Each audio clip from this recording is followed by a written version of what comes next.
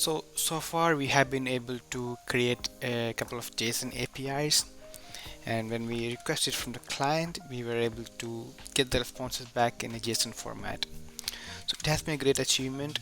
And the next feature I would like to implement is HTML templating.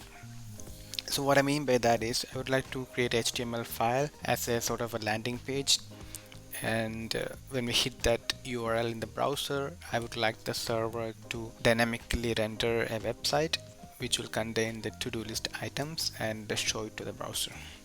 So let's get started. First of all, let's create the template. So I will create a index.html inside the templates directory. So this will be a simple HTML file, so with the title of to-do list. Okay, and in the body maybe just a title which says to-do list. Okay, we don't want anything fancy here. And then we can show the list of to-do items as an unordered list.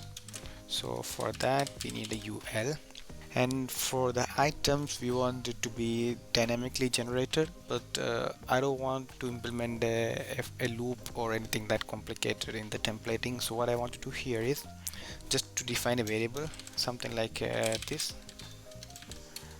Okay,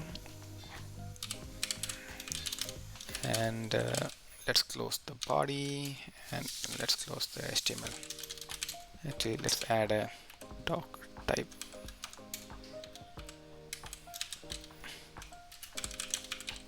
Okay, so what I want right now is to define this as a variable here. So inside our little templating engine, what it's going to do is there should be an API, a library function to be able to define some variables and their corresponding values.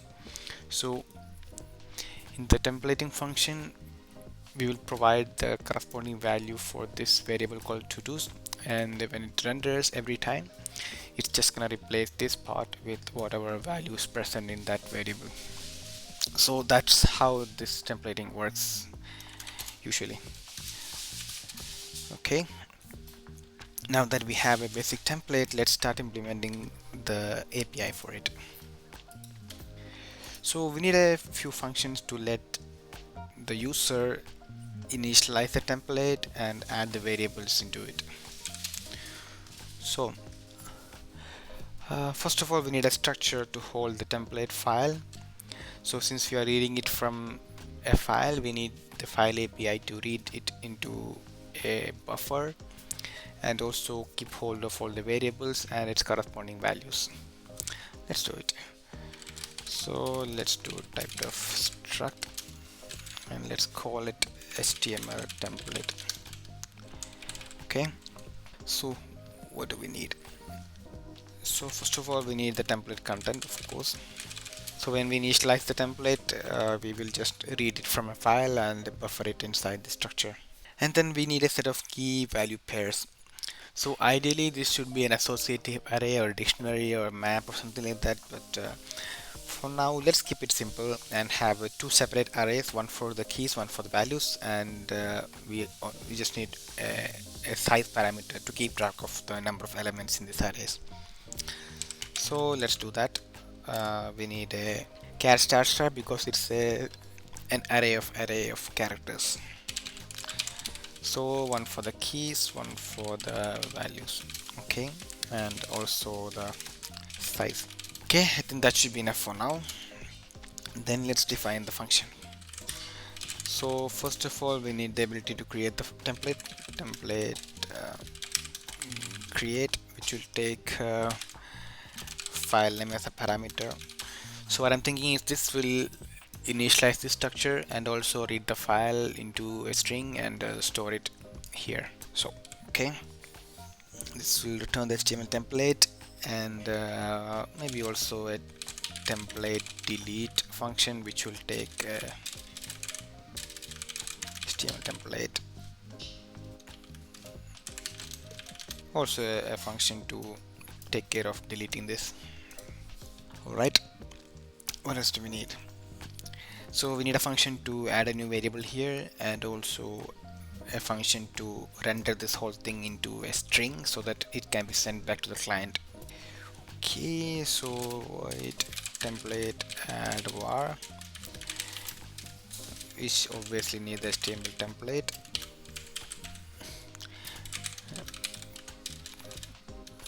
Key and the template render, which will take the template and a buffer. So ideally we want the calling program to create the buffer beforehand and pass it down, and this render method is going to copy it to the buffer so that the caller program can take care of deallocating the buffer afterwards. So now that the API is set, let's start implementing them. HTML template star template create file.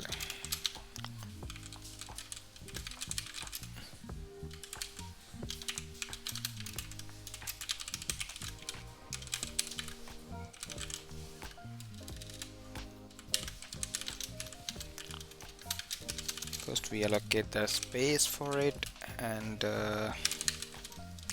return it at the end.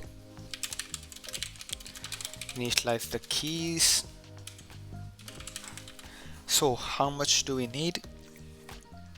So let's say we are going to support up to 20 keys, key value pairs in the template variables. So for this example we are going to have only one, which is the to-dos, but let's assume that this is going to be a generic API which we are going to use later. So size of char star. Okay, so this is going to be alright. So this will allow us to store up to 20 keys and 20 values, and we will initialize the size as 0. Now the next part is to take the HTML. So for that we need to read this as a file and store it in the template content variable. So for that we need, actually it's capital file, let's say F. You know what, I'll just rename this to file name to make it more clear, and this can be file. So we are going to open the file in a read-only mode, and if the file is to null, we can just return it from here itself. Okay, so what we can do here is to allocate the memory. Actually we can do one thing, we can seek to the end of the file, find the size of the file, and then allocate the exact amount of memory to be able to store the contents of the file. That's interesting. So there's a function called fseek.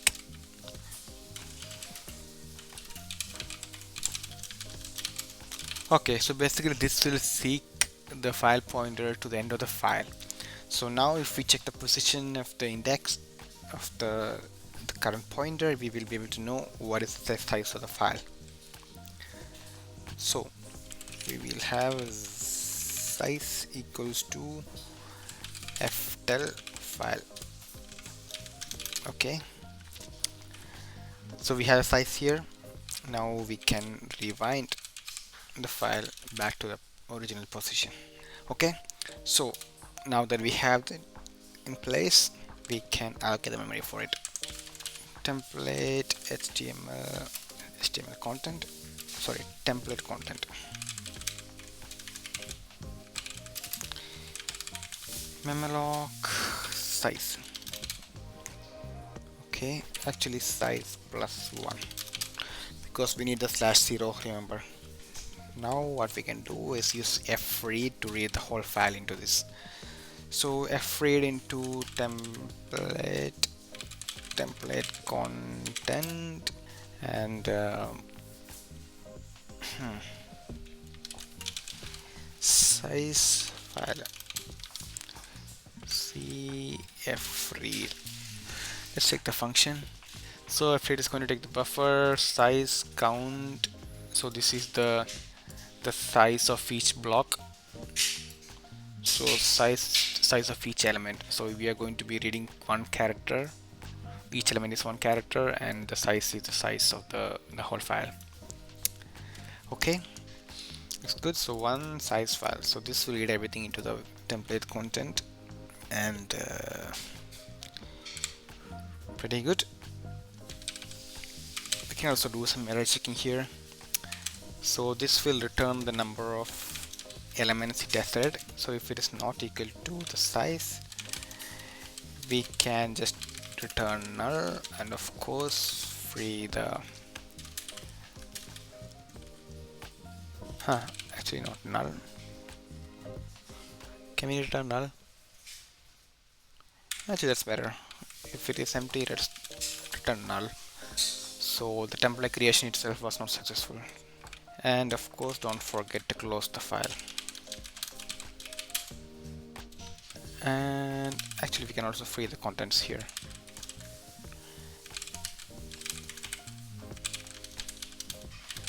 Okay, so if this was not successful, we will free it right away and close the file. Okay, now what? We just need to add the /0 at the end. So template content of size equals to /0. Okay, and let's move this part here so that all the error corrections will happen before doing these things. Let's do a compilation and check. This should be a semicolon. What else? Comparison of different signs. Okay, so unsigned long and long. Alright, we can do unsigned long here, I guess. Okay, perfect. So we have the template create function, and let's do a template delete as well. So template delete. So what do we need? We need to free the template content. Okay, and var keys, var values, and of course free the whole template object. Okay, perfect, and it's time to use it. So in the main method, we can have another handler to handle the index.html, handle post, handle get, handle index. Okay,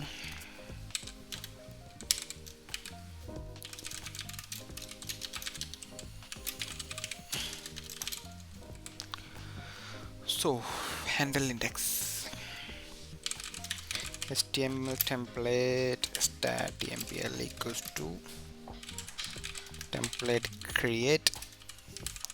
So this will take the file name, and it's template / index.html. Then html template free tmpl. Okay, so we have implemented these two functions. Let's see if we have the actually what we can do is we can do a response send text and send back the whole template. Let's see if it works. So this will take tmpl template content. Okay, so this will take template content and return it back to the user. Let's see if it works. That's a nice way to debug. Template free, template delete. You know what? Let's rename it to template free. I think that's more appropriate. Template free.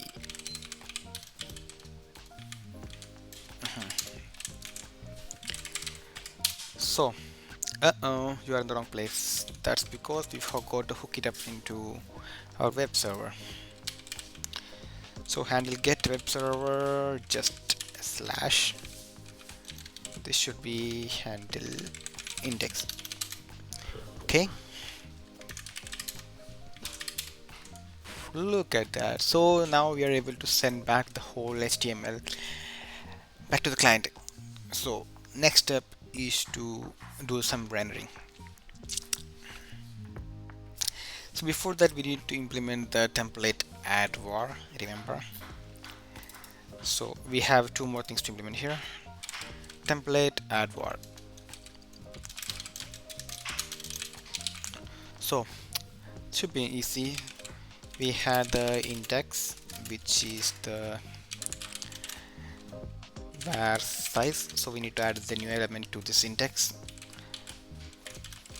Var keys index equals to key, and var values index equals to value. Okay, then var size plus plus. That's it, done. So let's already start using it here. So what we're going to do here is construct a string which will contain the HTML for this part, and then pass it as a variable named to-dos to the template. Okay, let's see how we can do that. So we need to construct a string, so I'm going to initialize a array for that. Let's say to-do string.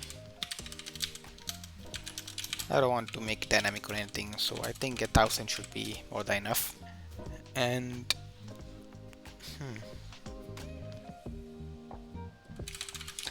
we need to loop through the, actually it's size t.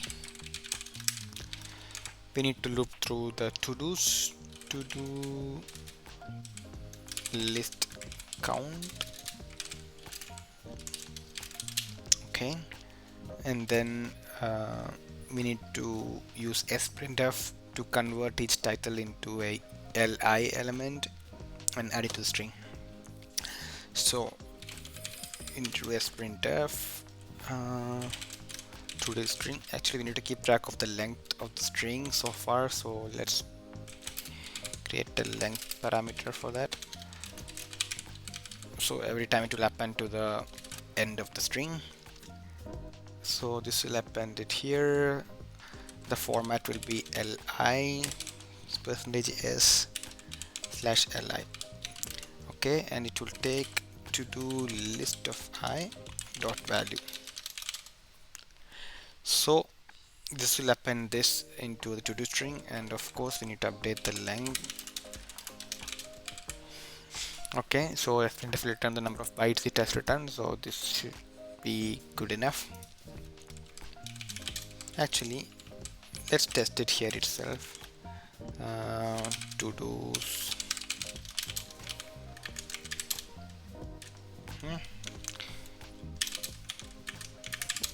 No member named value in to-do list I dot title. Okay, perfect. Now we can make use of the template add var. Set it. Template add var, template value. Okay, tmpl to-dos string. Okay,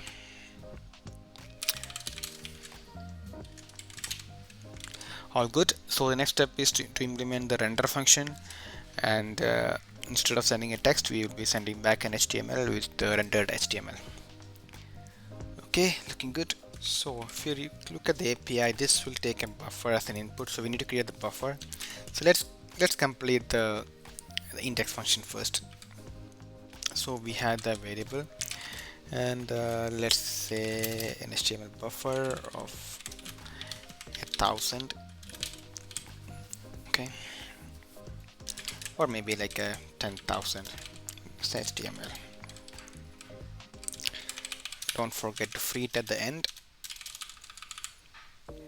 Okay, then template render tmpl and render into HTML. Okay, then we can do response send. Do we have a send HTML? Send HTML, yes, perfect. Response send HTML. Status okay, and the HTML, of course. Did we miss it? Okay, so adding the variables named to dos, creating the HTML variable, rendering the template into this variable, sending the HTML, freeing the HTML variable, and also freeing the template. Awesome. So I think the only thing we have to do is the template render method. Template render. Okay. We have a lot of error handlings to do, and most of these functions should ideally return an integer or something to indicate whether it has been successful or not. But I will leave it for later. There's a lot of cleaning to do, but let's focus on the features for now. So how do we do this? So what I'm thinking is we can have a loop through this entire file. We have this in a string, so we can loop through it, go through it character by character, and as soon as we encounter a double opening brace like this, so as soon as we encounter this, we just had to compare. So basically from here we'll have to loop through all the keys we have and then check whether the remaining part of the string is equal to the key or not, and if so, we just have to stop there, and instead of this we just copy the value here and then continue the loop from after this. Okay, let's see how we can write the code for that. So we have the contents in let's call it tmpl. HTML template should be called tmpl. So we have the template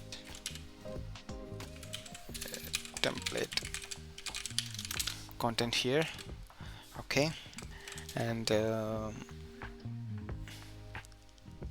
let's keep track of the,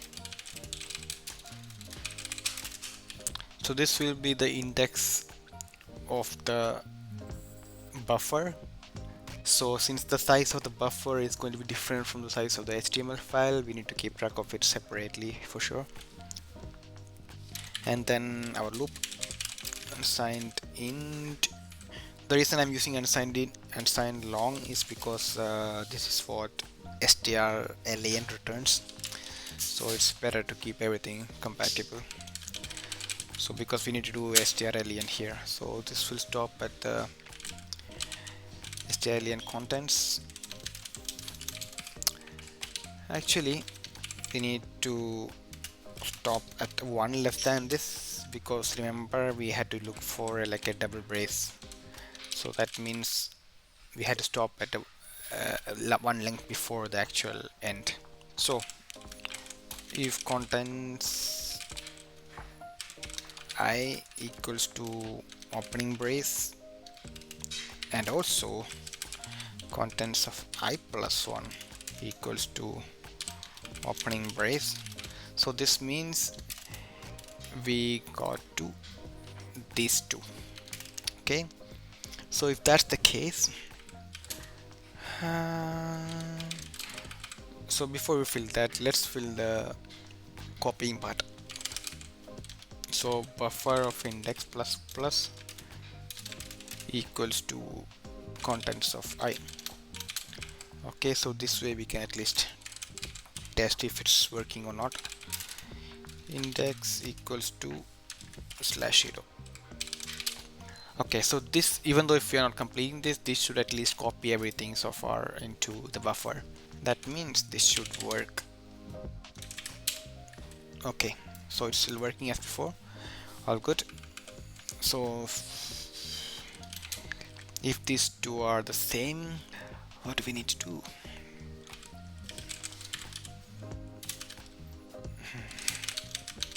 I'm adding a print to debug. Okay, so we got a match here. So far the loop is working. Now for the logic. So we need to construct this word from the key. So we need to loop through all the keys and construct this word and then compare this with the current string we have. Okay, so let's have a word.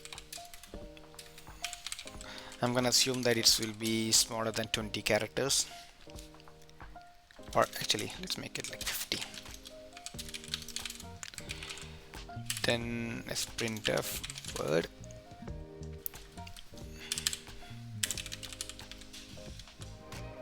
Oh wait, we forgot the loop. So we need another loop inside this. So size tj equals to 0, j less than var size. So we found that there is a variable here. So now we are looping through all the variable to figure out which one it is. Okay.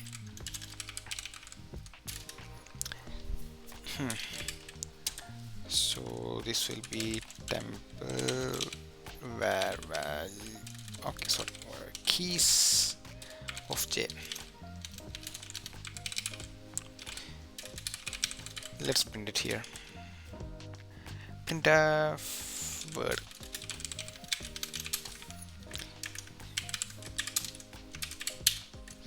Okay, we got it.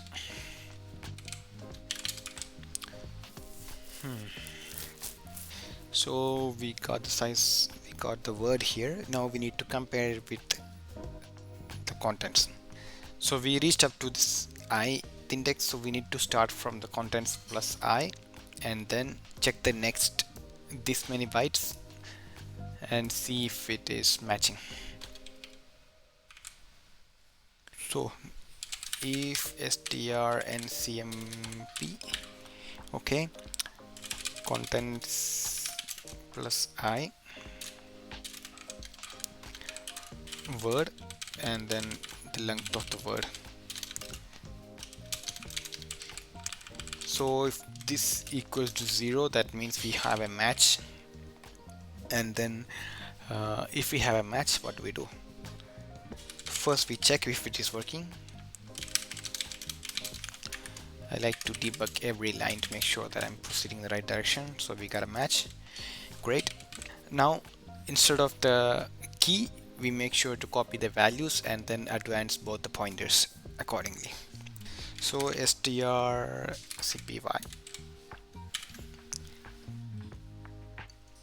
So in the buffer, after the index, we copy the word. Sorry, not the word. We should be copying the value.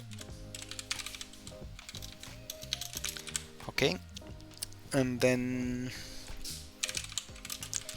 we will advance the index according to the length of the value.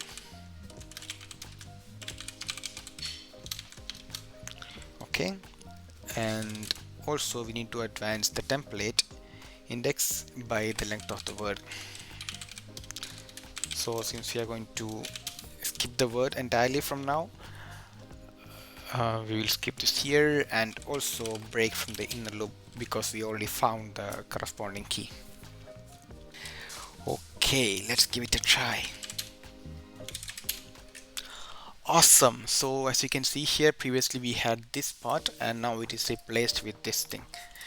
Let's see the HTML template in action. Localhost 10,000. Awesome. So we now have an HTML rendered with the values. Let's try to add something. Title equals to, yeah, test. What happened here?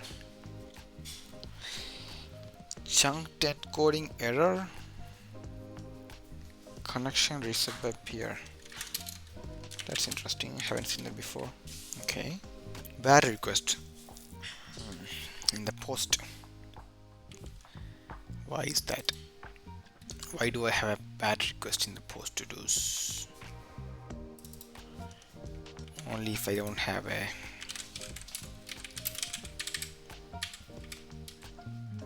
API slash to do.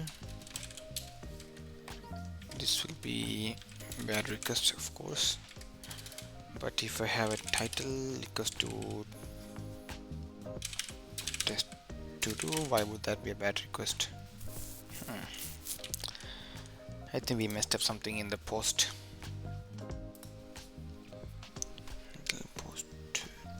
Quite interesting.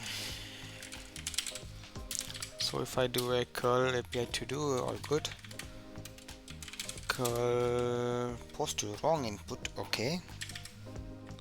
But if I do from HTTP, it says bad request and there is no message back.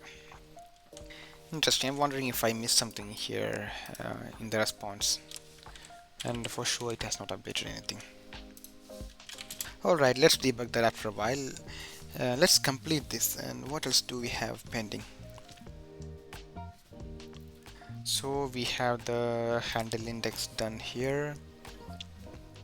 Actually there's a little bit of cleanup left. So here we are doing a parse into a CJSON file, CJSON variable, but we're not cleaning it up. So let's do that. CJSON delete. Okay, and index post, we need to do that here as well. Okay, it's good to do a bit of cleanup. Actually, you know what, let's try to do a post request from our HTML file instead of from the API. I'm not sure if HTTPI is acting weird or something. It was working fine previously, so let's try that. We need to implement that anyway, so let's give it a try. So we are gonna need a little bit of JavaScript here because we need to be able to send a post request with the JSON encoding back to the server to be able to add a new to do. So let's do that.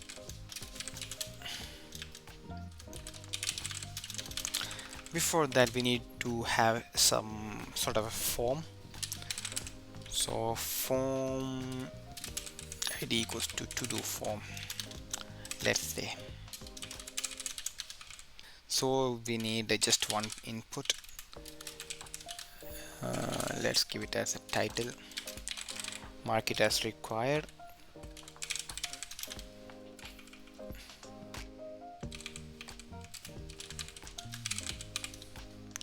Okay, and a button to submit.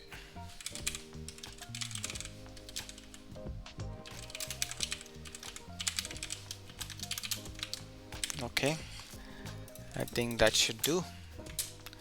Of course it's not implemented yet, and inside the script we need to add a handler to this form and make a request to the server. Document get element by id to do form dot add event listener. So this will add event listener to the submit event, and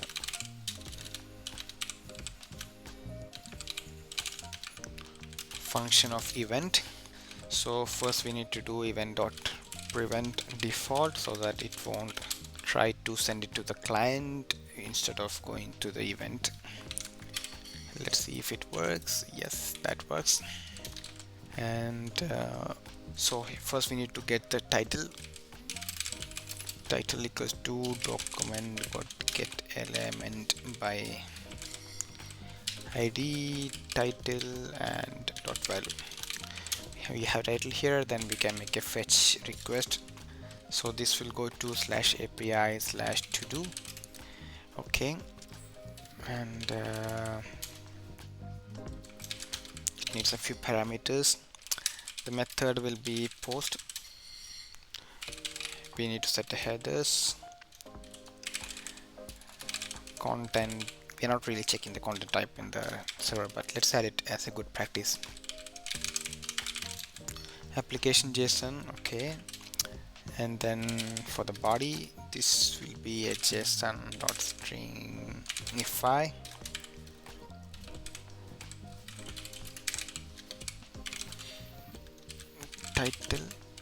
Title, okay. And dot then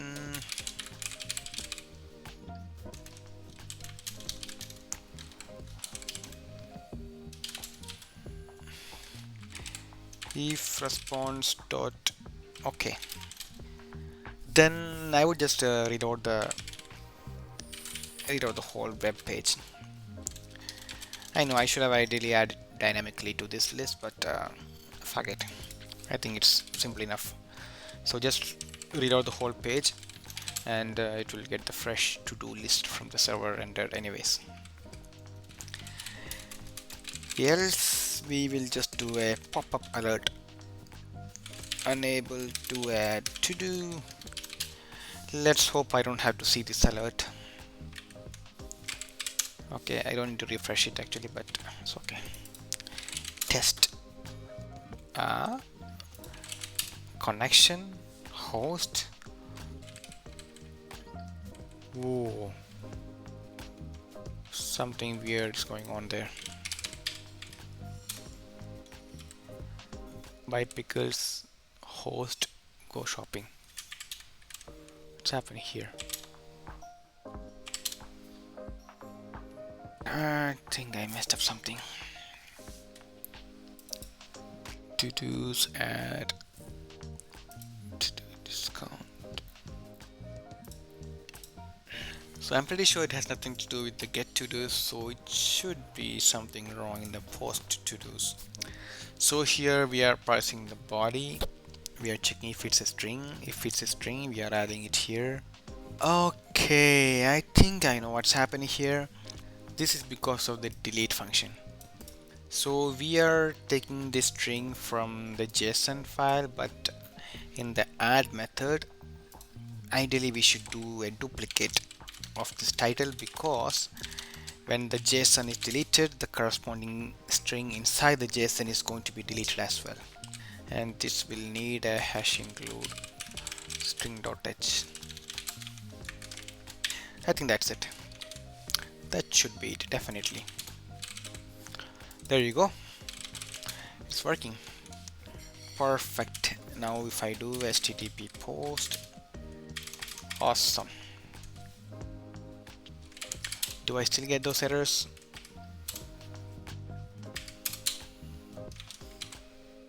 But it's working. Still getting reset by peer. And why is that? I'm suspecting here the error is because we are doing only single threaded requests here, and probably it has something to do with, I'm not really sure, to be honest. But interestingly, if I do this, it works. So still there is something weird going on. We need to debug this further, but so far so good. I'm not gonna let it go. So handle post to do. If it is a string, then okay. Why is the else part not a string? Okay. This will be a status bad request. I guess that's where we end up. Nope. Not a string. Okay. Interestingly, connection broken. Connection listed by peer. And why is that?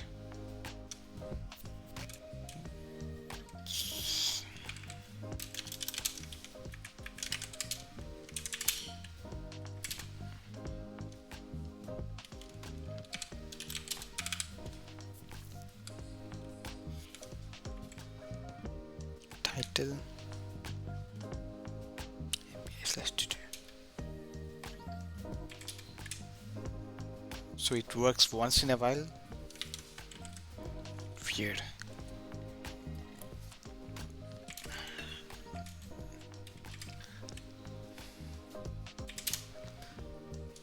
What's happening here?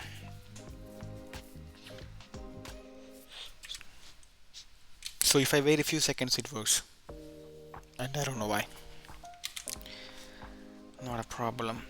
So actually, you know what, we can print the body here and try to understand what's happening. Remember, we have the whole body here, so the body is empty. Why is that?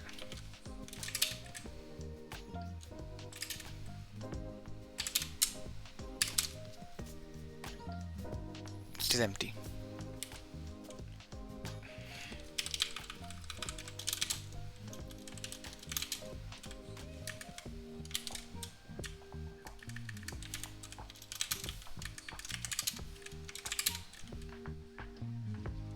Okay. Where's the body? Come on. Here we got the body, here it's empty. What's happening here?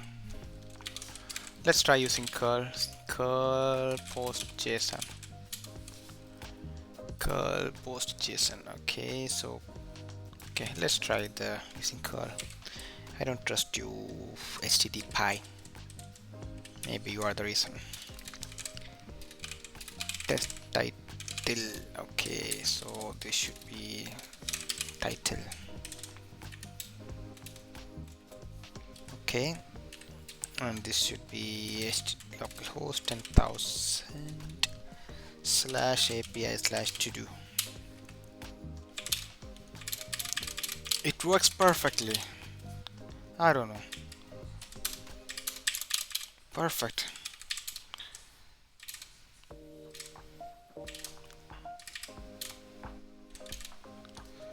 So for some reason HTTP is acting weird and not sending the body correctly sometimes. Alright.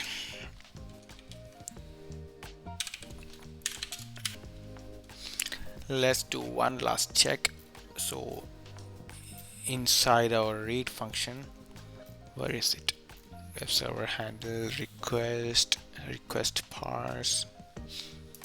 Here we have the headers. So what we can do is we can do a print here. Got a buffer. We can print the whole request itself and see what's going on. So let's see. So for the curl, it's perfect. We have the headers /n body, all good. And for the HTTP, you see, it just don't have the body for some reason. And now it has, and now it doesn't. So anyway, it looks like a bug with the HTTP itself. So we're gonna continue testing with the curl from now on. So I think it's not an issue with our application. So for once we found a bug with another application, not within our application. So that's great. So I'm gonna stop the video here.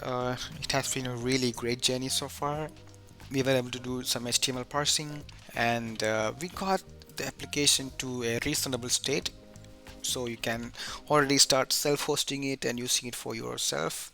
I'm pretty sure the performance of this application is going to be really great compared to all the modern web frameworks, Node.js, Express.js, Go, whatever, except Rust. Maybe that's a different story. So that's it for this video. In the next video we'll try to create a Docker image out of this and deploy it in my local Kubernetes cluster, and let's see how it goes. Thank you.